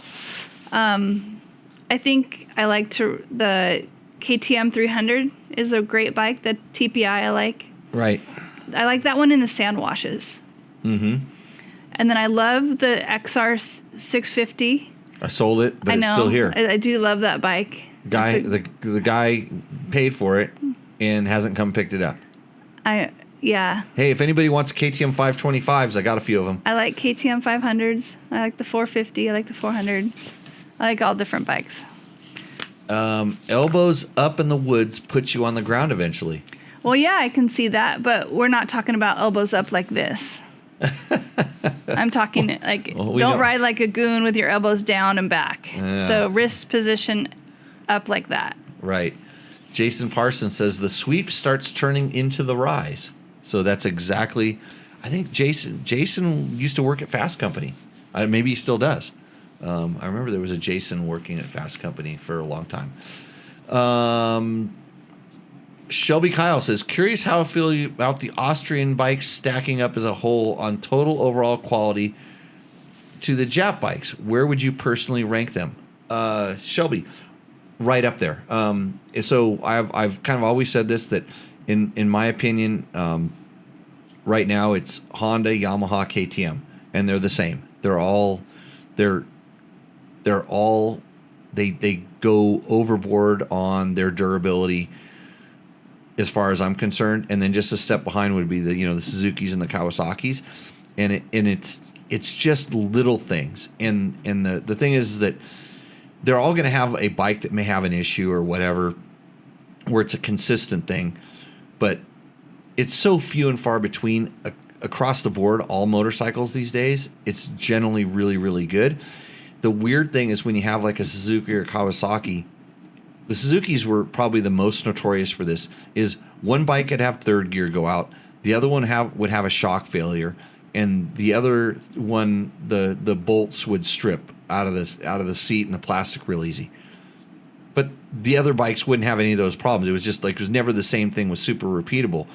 The Kawasaki's, it was always the hardware was a little bit off, and it just wasn't as tight or qualities. But they have really, really improved that in the last like 10 years. So you're like the quality thing between the Austrian stuff is very good, really good. Especially some of the longevity of the motors. I mean, the manuals are all gonna tell you to change the top end at 40 hours, kind of a thing. And we're getting 300 hours out of them. So just remember, the guy that goes to the internet, they want to type in bad news. They don't. The guys that are getting 300 and 400 and 500 hours of their bike are too busy riding their bikes to go and tell you how awesome the stuff is, how long it lasts. And yeah, you can wear them all out and you can abuse them. But I think if you start doing that stuff, yeah. Next question. Okay, it's not a question. It's a statement. Statement. It says butter, butter, butter. Is that what it says? I think so. I think you got to read it exactly the way it's written because I didn't understand that.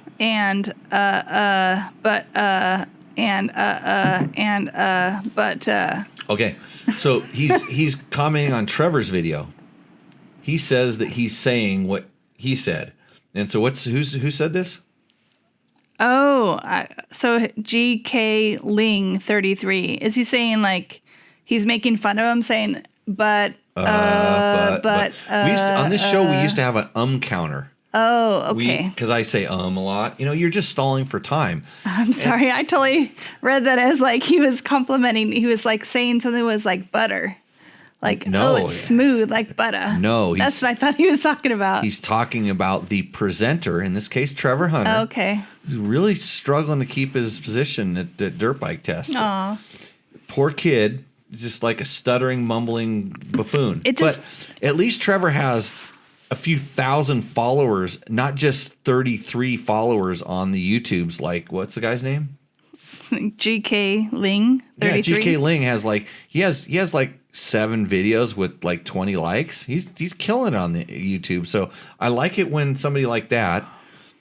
I want to see him review his. He has a lot of his videos are just. I didn't really look at them at all. I just saw they were just. It looked like he has a lot of pictures of handlebars. Like he was wearing a GoPro and he shot a picture of his handlebars, and that's what his videos are. Okay, whatever. We don't need to go over that. Oh, I like to just deep dive into the bad things. Yeah, whatever. So yeah, he's telling us how to do it. You know what? I always say, if you live in a glass house, you shouldn't have a Husaberg 570 because it's going to roost all the windows out by breaking it with the stones. I was actually listening to Andrew Huberman, a different podcast for Brainiacs. Right. And he was talking about having those words like and the and like are actually something that is a good thing. And without that, our communication with others wouldn't be so free and understandable. So it's actually a good thing. It's not a bad thing to have. Did he say I was smart by going No, but it's not always a bad thing. What about Trevor? It just does. It does sound unprofessional at times, or not prepared. If you were giving a rehearsed speech, yeah, you shouldn't do this. But if you're engaged in conversation, and yes, in all we honesty, always do it in conversation. In all honesty, like when Trevor's busting these things out, he didn't write himself a script. He might have made some notes, but he's trying to roll together. He's trying to tell you everything about this bike that he just rode. Exactly. And it's probably at the end of the day, he's tired. He's probably up at 5 o'clock in the morning. He had to drive out to where the hell he went and rode the bike. They had to shoot the damn video. He had to ride it. He probably has 3 or 4 days of riding on this bike. He had to collect information from 6 or 7 of his numbskull friends who are afraid to get in front of the camera. They might, try, but you want to hear and it's like, Chris Barrett affectionately like to say that some of the best videos he ever had of Chris Barrett. He's like, the brakes were good, and the power's like it's good, and the bike came. Chris Barrett was the most articulate test rider, one of the best guys I ever used. And if we were just sitting there and there wasn't a camera in front of him, he'd say, man, I really liked how the front brake would just come in there, and you could kind of you had not that much bite in the beginning, but then you just give it a little bit more, and then it get really strong. It was like the perfect amount of progression. You go, okay, it's okay. Look, let's just camera roll, and he goes, the brakes are good. And he just sit there like, Chris, what happened? Yeah, come on, man. He'd talk about the suspension stroke and how he was just super ticket. The suspension was good. so it's okay. Ums and uhs. Ums and uhs. It's okay. It's totally fine. Do it if you want to do that. Then I want to see your video that you're just clear, concise. Well, whatever. Go ahead. Okay. Cold steel off-road. Fancy centrifugal clutch. As an MX guy, I never thought I would consider running one of these, but the ability to completely eliminate compression braking on my 4-stroke has my curiosity piqued. Suspension works so much better when unloaded, and you can still use it like a standard clutch. So he's talking about a The Recluse. He's talking about a video we did where we explained how the Recluse worked, kind of the inner functions. Recluse has a new level of clutch, but I'm not going to talk about it because they're not a sponsor of the show. So we'll move on to the next question. Okay. Well, you put it on here. I know. Okay. But I could go into deep detail and I could tell you, I have pretty much Recluses on all my bikes. Yeah. Yeah. Ed Taylor 6431. I would love to see Yamaha bring back the TTR 250 of the early 2000s. What a great bike. That could run on the road. It had a lot of power, more than the XT 250. So you want to buy one? Maybe two of them. I'll make you a package deal. I've got two of them. We use them as rental bikes in the Does school. one of them say 500 on it? No, that's the Suzuki DRZ. Oh. It doesn't say 500, it says 600. I know. Shh. Yeah. Okay. That poor guy's ego. You crushed that poor dude. I did not. Yeah, you did. How? You know. So Okay. here's an interesting story. So we have an off-road riding school, www.jimmylewisoffroad.com. For those that are interested, we have some classes coming up. We got class openings in January. Class, sign up. Yes. I promise you will become a better rider. And if you actually are a listener to this show and you sign up and take the class, and you are willing to come on this show after taking the class because it sucked, because my class sucked, and you'll come on this show, if you can sit here for at least 20 minutes and tell me why it sucked, I'll refund your money. I will refund you because you're going to come out a better rider. And the hardest thing, it pains me to say this, is you'll be blown away by how much you didn't know about how easy it is to be a better rider. It's hard for me to teach, but it's simple for you to absorb. It's that easy. Yeah. We also have an all-women's school. Oh, yeah. Yes. I know someone who's teaching that. When am I teaching that? In March. March. Yeah, March 15th, 16th, I believe. Yeah. All women's school. All women's class. So everyone's been asking me for an all women's class every time. They're like, you should do an all women's class. I did it once before. Jen Morton helped me. Jen come out and help me again. Right. And Jessica Jackson. Get Jessica to come and help. I'm just going to sit in the background and I'm going to do what Heather does, which I don't know what she does at the school. Probably nothing. You just sit around and like make chili. I'm not gonna, you don't want me to make lunch. No. No, I won't do that. No, I do nothing at the school. I'll just pick up bikes. I'll be like the new trainees. So, anyways, check out Jen. JimmyLewisOffroad.com. What's the date? 15th, 16th. So March. She's there. Awesome. Yeah, we'll look it up and verify that for you. But yeah, bring all your group of friends on your big girls chat list that they always want to be better riders. Tell them they can't go on the Baja Bound Hooters on Scooters ride. Hoot hoot. Without taking the class. Yeah. Yeah. So all good. We have one more. So if you want to buy a Yamaha TTR 250, I got two of them that I'll sell because I'm going to upgrade them with newer ones. And she's going to bring lots of ladies and all you men, except for Dennis. You know Dennis from Alaska? Yeah, he said he wants to go. Dennis, you can come as a sweep rider. Because he's come and do the drills and stuff. He's just going to be a sweep rider. We're not, no men doing out there. drills. Okay. I mean, yeah, we'll have our coaches there, our regular coaches. They're there to help, but you guys are running the class because you know how to do it. So cool. Frank White wants to know who's my co-host. It's some girl I picked up. Some dirt bike chick. Hi, Frank. I'm Heather. Nice to meet you.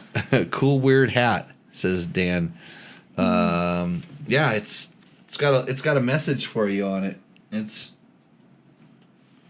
that one. Fuck you. It's the good team with the bad name. So what's the next? Okay, next question. Brad Sanders. Brad Sanders. So someone who actually has a real name instead of some Instagram tag. Right. I wore all kinds of expensive knee braces, then I quit. I cannot begin to describe how much better I could ride without them. Strapping these things on sucks for me.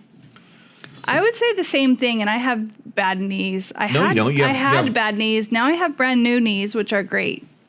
You had a robot go in and give you new knees. I did have a robot and give me a cool new doctor knees. Yeah. that wears cowboy boots. Yes, he is a cool doctor. Yeah.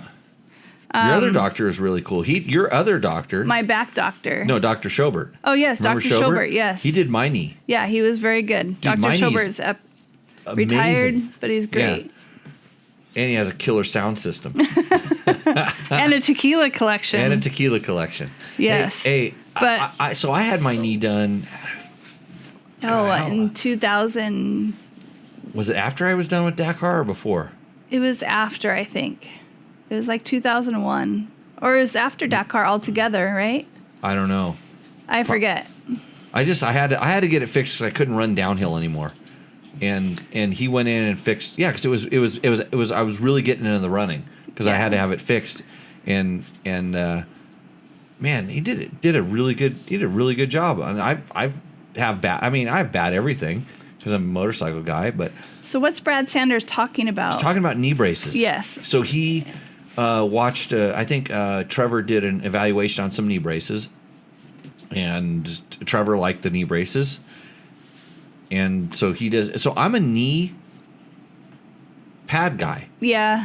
And knee braces are good, but they also have. I kind of wear them. I mean, the last couple times at the tracks, I'm not riding the track like I used to, but I used to because my biggest problem is in the track. Sometimes you just go into ruts and they grab your they grab your toes and twist your knees.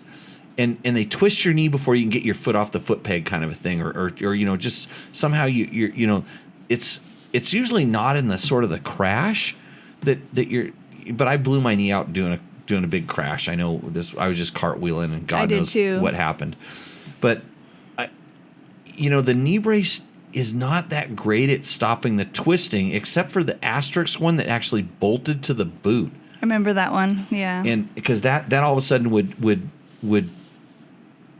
kind of. But it's just like any other thing that's a brace or protective. It transfers load.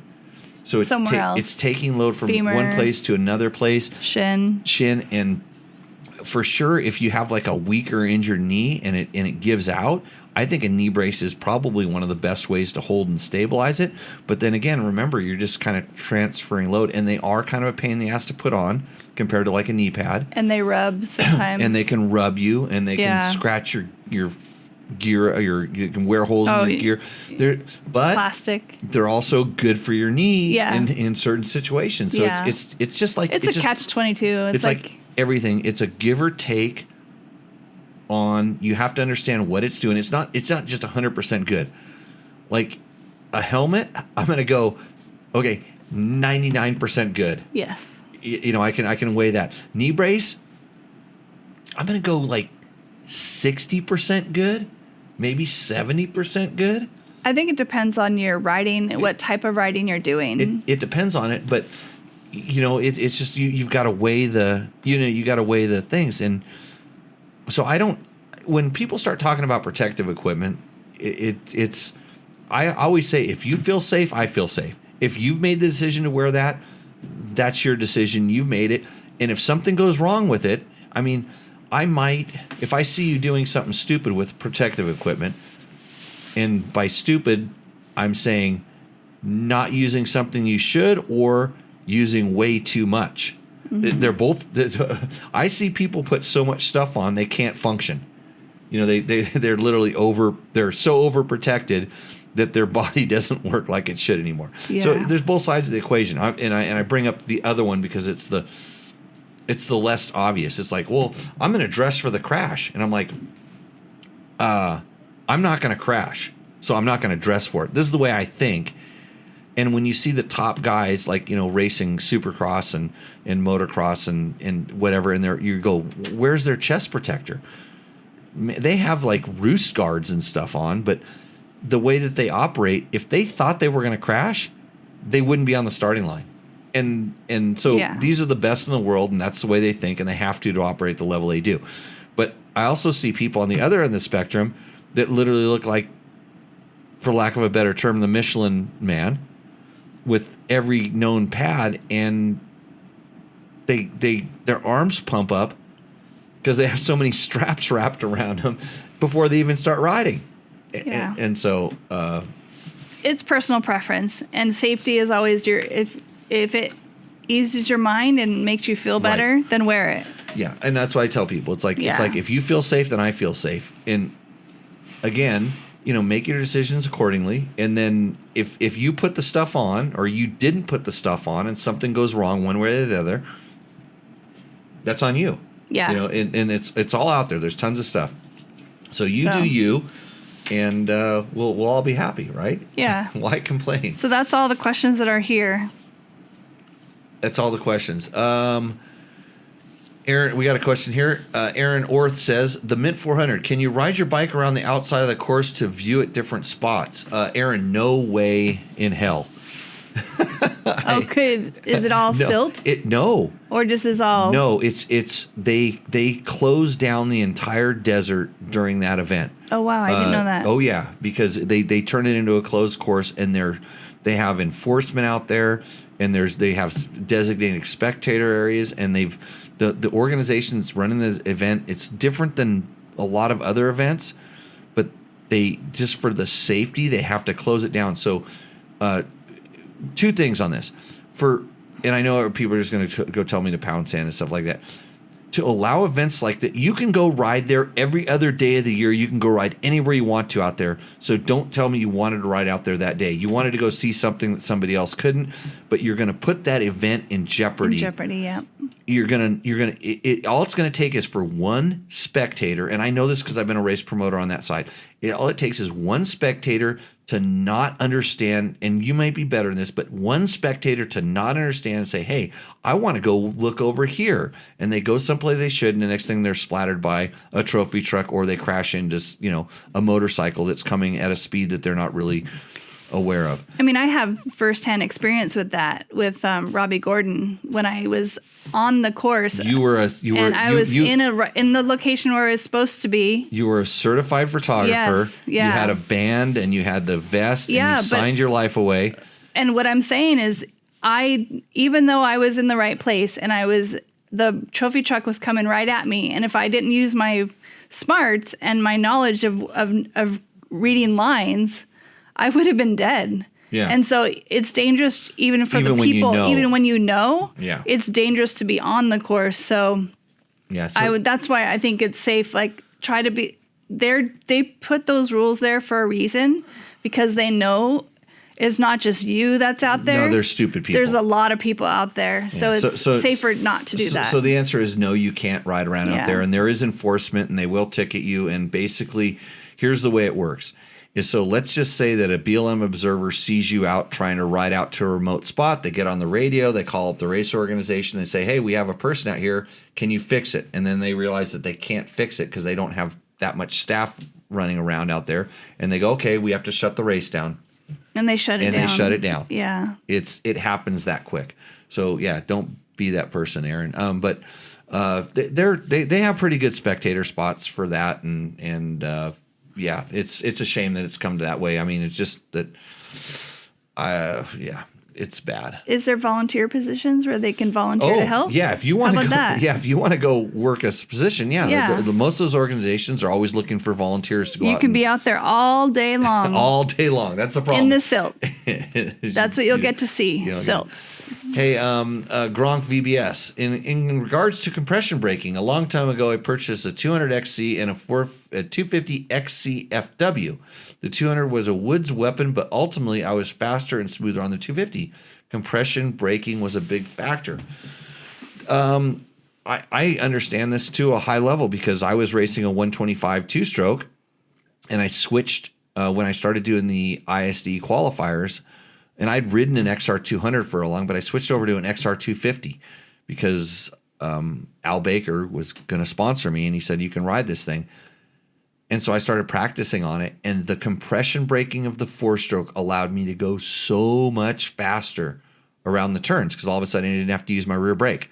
Just rolling off the throttle worked it. And then I realized it was actually slowing me down. So I did the trick of turning my idle up a little bit to eliminate the compression braking on the four-stroke a little, because I was used to the two-stroke. But there's a lot to this. And when we talked about the recluse clutch, the way that works on affecting the compression braking, it's interesting. They make slipper clutches for just this reason. There's so much stuff you can do to tune this. And now, even like on that Honda Transalp 750 that we have, you can adjust the compression braking or engine braking, they call it. Engine braking. You can adjust the engine braking. And so what it's doing is to adjust it, it's not letting the butterfly valve close down as much on decel. So, and it's amazing what they're doing with higher level stuff on this also. So this is part of the tunability of bikes these days and how they're understanding it, and whether it's in the clutch or they're doing it with the throttle body or whatever. Pretty kind of cool things. New products: a beanie cap with the TTT logo. Mark, we're going to see how this merch works right after I get done shipping out these T-shirts. When I get these T-shirts done. By the way, for all you that did order a Tech Talk Taco T-shirt, Tech Talk Taco Tuesday T-shirt, you're gonna make me wear it again. Really? No. Actually, you know what we should do, Heather, is imagine right now if you took your top off here in the studio and I could stare at you. No. No? I can't stare at you? My wife. Nobody could see. Come on, look, there's a T-shirt in front of you. But then I go, whoops. Okay. Hey, if you ordered a Tech Talk Taco Tuesday T-shirt, I have some other cool items that I'm going to drop in, some other things that I'm going to drop into some of the, just randomly going to do it. I have some Ricky Brabeck signed early edition T-shirts. There's some cool stuff that's going to go out with this. So hopefully you get it. And when you do get one of those cool things, chime back in and, let us know, because I like to see where it went. Maybe take a picture and send it to us. We can Rooster Endo your outfit. We want to do with Rooster Endo. We want to do like a best dress segment. Oh. We literally Moto Gear Moto Gear or whatever. Yeah. I tried to get someone to send in nudes last week. You have that weird theory that you think. Well, he was using his wife's account and he was asking me a lot of questions, and he said, "Hey, can I work for you?" And yeah, send in a resume with nudes. Oh my gosh. In your opinion, and money being no object, what's the best 50/50 tire for a middleweight adventure bike? Road Racer 3R. I'm gonna hold back on answering that question because I might have some sponsor. I don't want to say conflicts, but I did have what I've been running, but I might be running something different pretty soon. But there's a lot of really good. There's a lot of really good tires and middleweight ADV bikes. So you're talking about like the Tenere 700, KTM 790, 890 type bike, Honda Transalp. So there's I'll just tell you off the top of my head. There's the Continental TKC 80, 270. the Continental TKC 80 was the original and is still probably, if you were a little bit more, if you went 60-40 pavement, 60% pavement, that's the tire. It has such good street manners. Michelin makes the Anarchy Wild, which if you were going to go on the other side of the dirt, that's a really good tire. And then Kenda makes a tire called the Big Block that kind of runs right down the middle. And a Kenda 270 is a horrible tire. It's just I think so. that's what's the characteristic of the tire that makes it a good tire? What makes a good tire? Is it the block? Consistency. No. It has to do with everything. It goes from the carcass construction to just the whether it the way that the shape of the knob shape has a certain effect. It's mostly, for me, the knob shape is on braking performance, how it works on the brakes, and when you're leaning, and you accelerate. Okay. And this is in the dirt. Leaning on the street, you're kind of just trying to push traction, and then that has a lot more to do with the rubber compound, stiffness of the rubber. So there's so many different things that go into it. Okay. But, I didn't know if all these type of bike tires had the same characteristic, and that's what made them good. No, there's so many different factors that go into it. And like I said, the TKC 80 is the one that everybody measures against. And there's a reason for that. It's just very, very, the Continental TKC 80 is a very, very consistent tire at everything. And then when you go to some of these weird brands that maybe not the most common brands, some of them have consistency problems. Some of them have quality, quality control problems. Different batches are a little bit different. Well, Road Race 3R is saying he's looking for the unicorn with longevity on the highway and performance off-road. Yeah, never-ending search is what he says. Guess what? Yeah. You can't have both. Yeah. In my honest opinion, right now it seems like the one that and I haven't done it for a while. I haven't done a durability test. I did when some of these tires first came out. It seems like the Michelin is the one that it seems like it lasts a little bit. Remember your dad had that tire on there forever. Mm-hmm. And I'm like, Ned, wear that thing out. And he's like, I'm riding it like crazy. And so, but think about it. Where are you going to ride 3,000 miles without the availability or to be able to get another tire? And the good thing about when you're running a knobby type tire off-road is where it's going to wear down is on the center knob in the middle of the tire. But your side knobs are still good. So when you go in the dirt, when you start leaning, when the bike does something you don't want it to, it's going to roll onto a more open knob. So you can have a pretty worn out tire that amazingly looks just like the quote 50/50 tire that's going to last forever that doesn't have the open blocks. Now you have a better road tire for going straight. It's not great when you roll up onto the side again. It's actually quite different. But when are you going to go 3,000 miles without the ability to get a tire? And they're, at that point, they're a lot less expensive than a cast, is what I always said. Did you have this book here for a reason? Rick Simon's Monkey Butt. Yeah. Well, Super Hunky unfortunately passed away, but I've always said this is a great read if you want to learn about the early days of motorcycle journalism. Rick tells a hell of a story.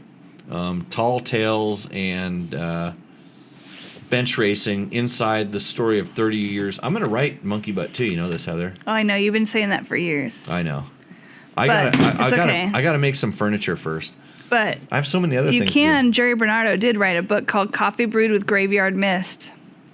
And this book is carte blanche for chaos, and every turn of the page will leave you weak-minded people clutching their Bibles.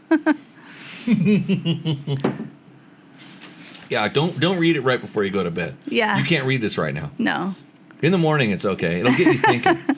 Hey, another thing. So one other thing we like to do on Tech Talk is Product of the Week. And I'm going to bring up an old. This is actually brought to you by Bulletproof Designs. Bulletproof Designs makes awesome protection for your dirt bike.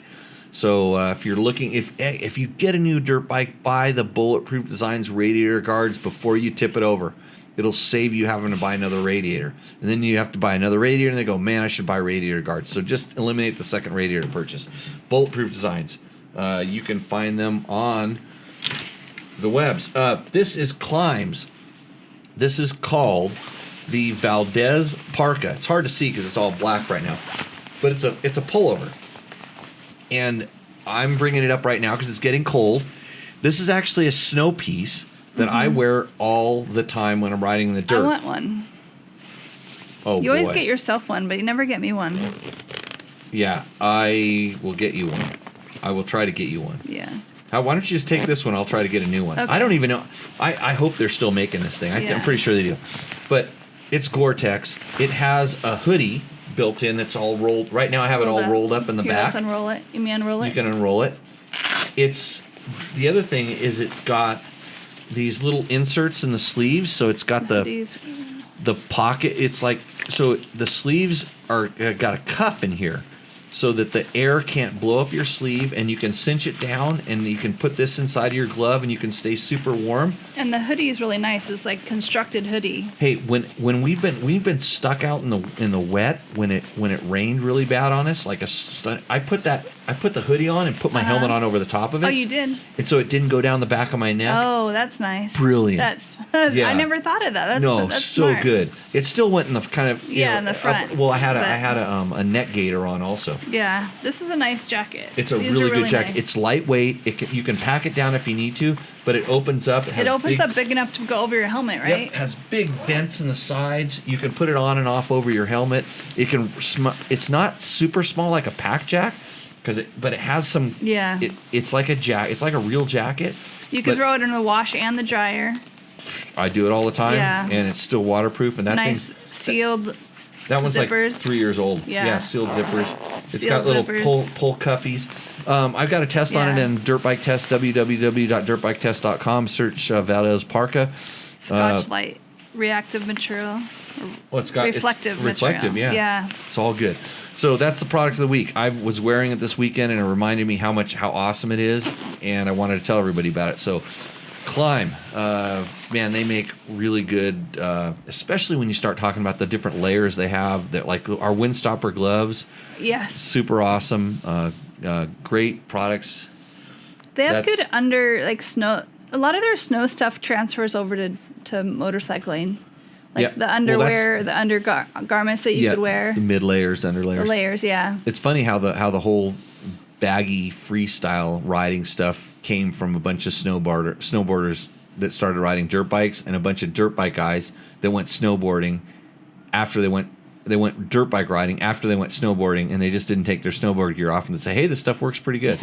And hence we had LBZs and LBZs and Flesh Gear and right. all those companies back in the day. The freestyle movement spawned by snowboarders. Yeah. So anyway, hey, thanks for joining into the show. Thanks, everyone. Hey, Heather, you survived. You didn't cut it out. I survived.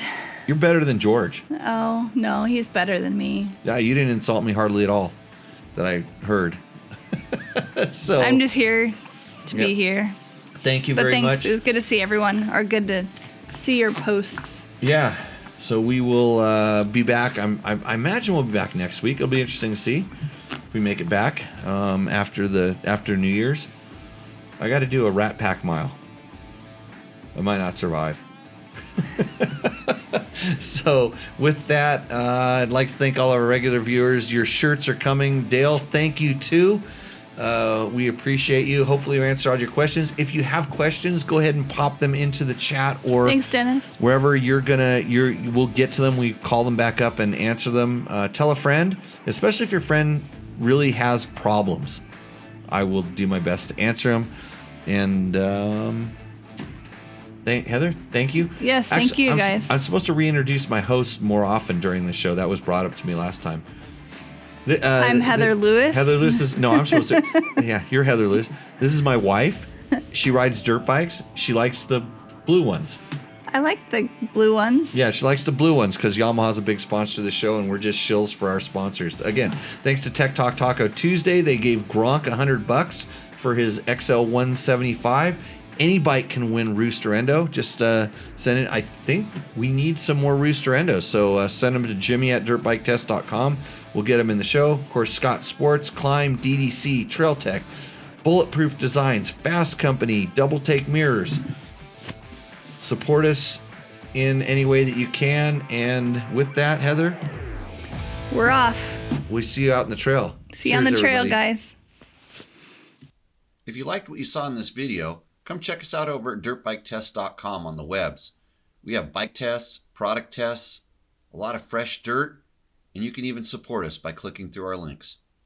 Hopefully, we'll see you out in the trail.